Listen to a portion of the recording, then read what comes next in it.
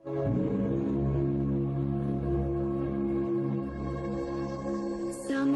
in the hills, those hazy days I do remember.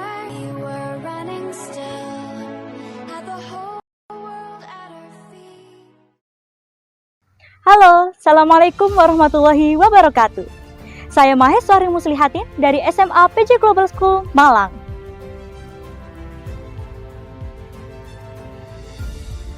Calon Duta Sejawarawan Muda Indonesia 2024. Saat ini saya berdiri di depan Rumah Sakit Jiwa Dr. Rajiman Widyodiningrat, Lawang, Kabupaten Malang. Rumah sakit ini berdiri di lereng Gunung Arjuna di atas lahan seluas hampir 300 hektar. Sejarah Rumah Sakit Jiwa ini tak lepas dari Museum Kesehatan Jiwa Lawang yang terletak dekat dengan rumah sakit ini. Sekarang saya berdiri di depan Museum Kesehatan Jiwa Lawang. Penasaran dengan apa yang di dalamnya? Yuk ikuti saya!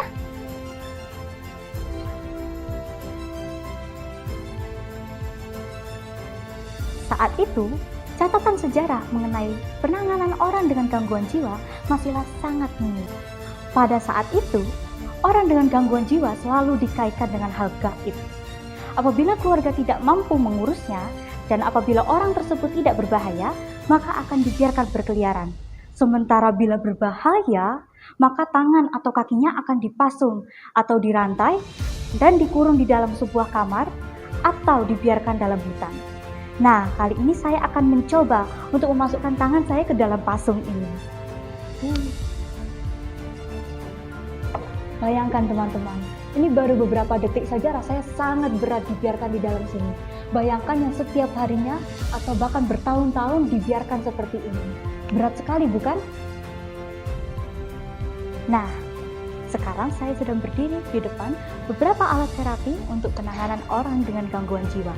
Yang pertama adalah bak hidroterapi yang digunakan untuk fiksasi atau menenangkan pasien yang gaduh gelisah, seperti pasien dengan delirium yang membutuhkan tindakan segera.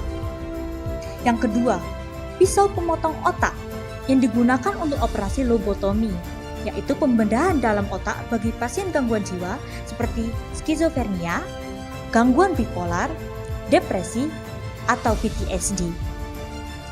Yang ketiga, elektrokonvulsif terapi adalah tindakan medis yang efektif pada pasien dengan depresi berat. Yang terakhir, straitjacket adalah pakaian yang bentuknya seperti jaket dengan lengan panjang yang panjangnya melebihi ujung jari pemakainya. Jaket ini dapat menahan pasien untuk tidak membahayakan orang lain.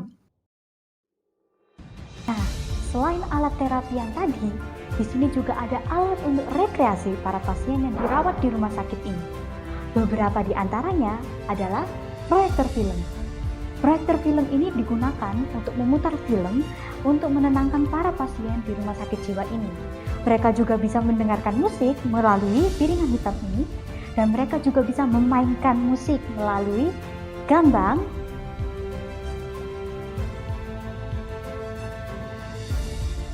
dan piano.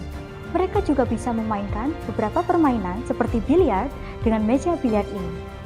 Bukan hanya bermain, mereka juga diberi keterampilan seperti melukis atau menenun. Ini adalah alat tenunnya, dan di sini adalah lukisan-lukisan yang pernah dilukis oleh penderita gangguan jiwa di sini.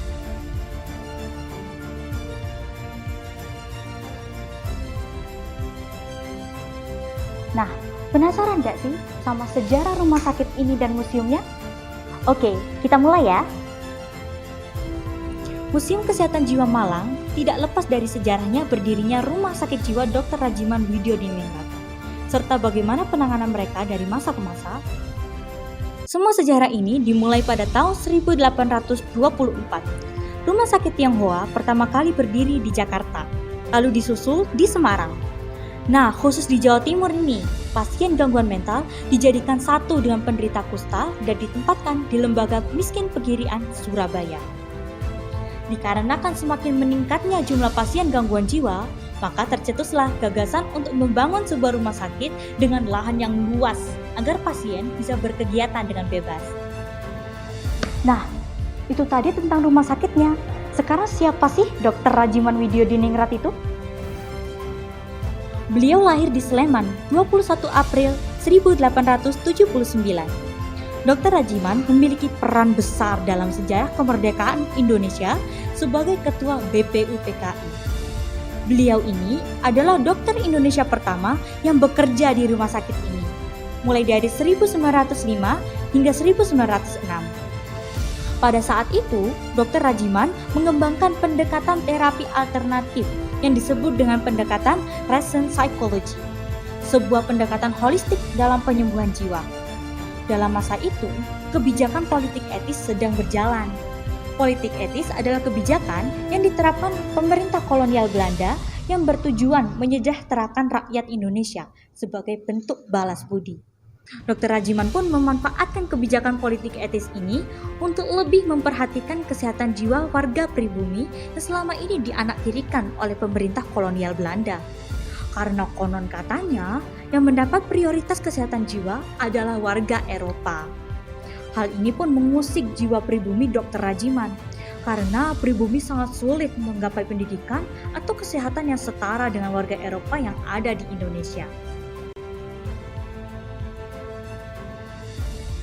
Perjalanan kita di Museum Kesehatan Jiwa Lawang ini telah memberikan kita pemahaman yang lebih dalam tentang kesehatan jiwa. Setiap sudut ruangan ini menyimpan kisah, perjuangan, dan harapan. Semoga video ini menginspirasi kita untuk lebih peduli terhadap mereka yang sedang berjuang dengan kesehatan mental mereka. Nah, dan bagi kalian yang suka berkunjung ke tempat yang unik dan memiliki nilai sejarah, Museum Kesehatan Jiwa Lawang bisa menjadi solusinya. Terima kasih. Wassalamualaikum warahmatullahi wabarakatuh.